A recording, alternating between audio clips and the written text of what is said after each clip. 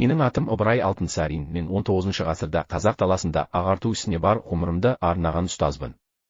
Қазақ баласының көзі ашық, көкірегі ояу, білімді болғанын қаладым. 19 ғасырдың басында қазақ даласында негізінен діни мектептер мен медреселер жұмыс істеді.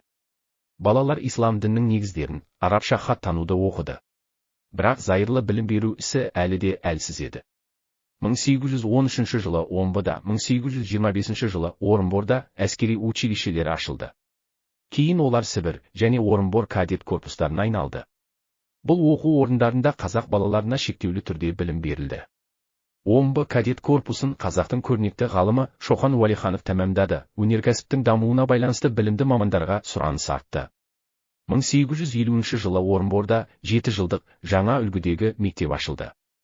1857 жылы Омбыда осындай мектеп жұмыс істей бастады. 1861 жылы Троицкіде орыс-қазақ мектептері ашылды. 1867-68 жылдардағы әкімшілік реформалардан кейін зайырлы мектептер саны көбейді. Менің тікелей қатысуыммен 1883 жылы Орынбор губерниясының Ор қаласында қазақтарға арналған тұңғыш мұғалімдер мектебі ашылды.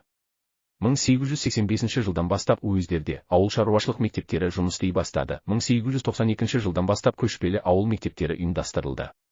Ал 1897 жылғы халық санағы қазақ даласындағы сауаттылық деңгейінің төмен екенін көрсетті. Халықтың 8,1% ғана хат таныды. Менің мақсатым қазақ баласына ана тілінде білім беру, оларды еңбекке, өнерге, адамгершілікке тәрбиелеу болды. Білім арқылы ғана халықтың болашағы жарқын болатынына сендім.